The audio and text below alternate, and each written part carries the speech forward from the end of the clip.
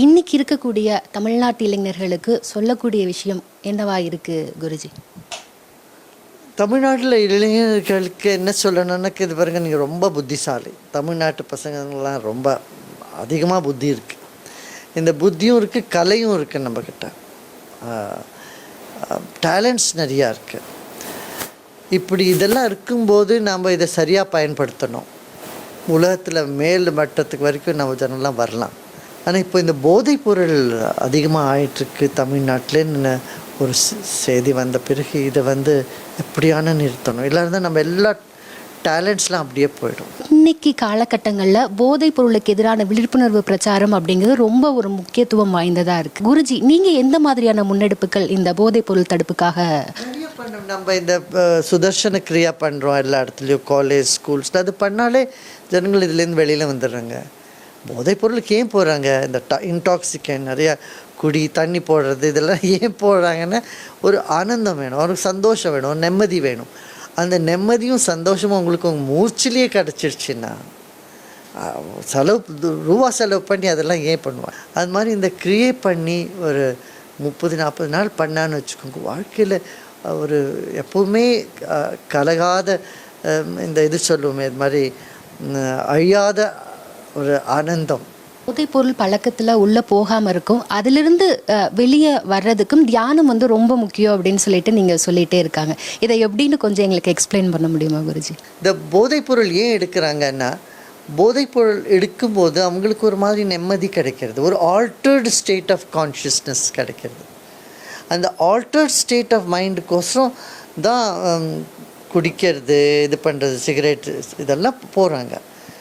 இதெல்லாம் மூச்சு பயிற்சினால் அந்த ஆல்டர்ட் ஸ்டேட் ஆஃப் மைண்டு ஆயின்னு வருது. அது ஆன உடனே நம்மளுக்கு வேறு ஒரு பொருளுக்கும் அவசியம் இல்லை. மெடிடேஷன் பண்ணுறதுனால ஒரு எனர்ஜி என்ன வருது நம்மளுக்கு, அந்த எனர்ஜி பாசிட்டிவாக இருக்கும், அது உடலுக்கும் நல்லது. 100க்கு மேலே இதுக்கு நிறைய பயன்கள் தியானத்தால் உண்டாடுதுன்னு இப்போ விஞ்ஞானமே அதை இது பண்ணியிருக்காங்க, ப்ரூவ் பண்ணியிருக்காங்க. அதனால் அந்த பழசும் புதுசும் கலந்து தான் வாழ்க்கையே நல்லாயிருக்கும். அதனால் நாங்கள் என்ன பண்ணியிருக்கோம், இந்த ஓல்டு கொஞ்சம் பிராணாயாம டெக்னிக்ஸும் வச்சு புதுசாக வந்திருக்கக்கூடிய சுதர்சன் கிரியா இதெல்லாம் வச்சு தியான நிலை எல்லாம் பண்ணி இதனால் உலகத்துலேயே ஒரு பெரிய மாற்றல் உண்டாயிருக்கு. போதைப் பொருளுக்கு எதிராக பல்வேறு இடங்களில் விழிப்புணர்வை ஏற்படுத்திட்டு வர்றீங்க.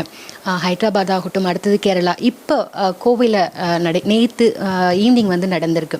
பர்டிகுலராக கோவையை சூஸ் பண்ணதுக்கான ரீசன் என்னவா இருக்குது சார்?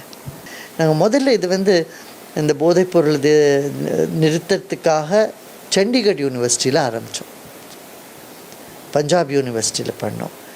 பஞ்சாபில் ரொம்ப அதிகமாக இருந்தது, அப்புறம் ஹரியானாவில், அப்புறம் நம்ம குஜராத்தில் கூட பண்ணோம், இப்போ ஆந்திர பிரதேஷ், கர்நாடகா, தமிழ்நாடு, கேரளா.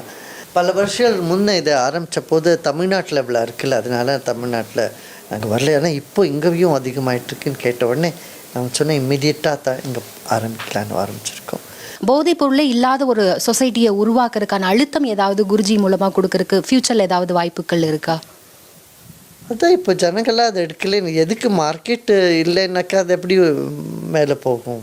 இப்போது ஒரு பொருளை யாரும் வாங்கலைன்னா அந்த பொருள் எப்படி சொசைட்டியில் அதை எப்படி விற்கப்படும்? நாட்டில் இருக்கிற ஃபுட், அப்புறம் இந்த மெடிடேஷன், யோகா இதெல்லாம் நம்ம வச்சுனோம்னா நம்ம வாழ்க்கையில் ஒரு சுறுசுறுப்பும் க்ரியேட்டிவிட்டியும் ஒரு செல்ஃப் கான்ஃபிடென்ஸ் இதெல்லாம் வளரும்.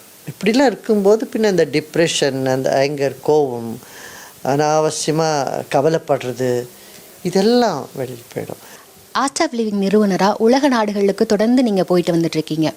உலக நாடுகள் இந்தியா மேலே எந்த மாதிரி ஒரு கண்ணோட்டத்தை வச்சுருக்காங்க, அதை நீங்கள் எப்படி உணர்றீங்க?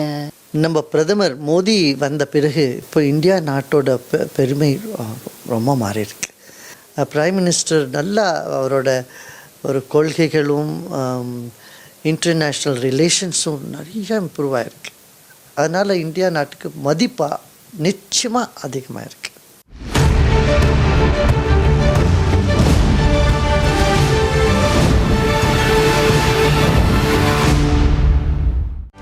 செய்திகளை உடனுக்குடனும் துல்லியமாகவும் தெரிந்து கொள்ள சப்ஸ்கிரைப் பண்ணுங்க.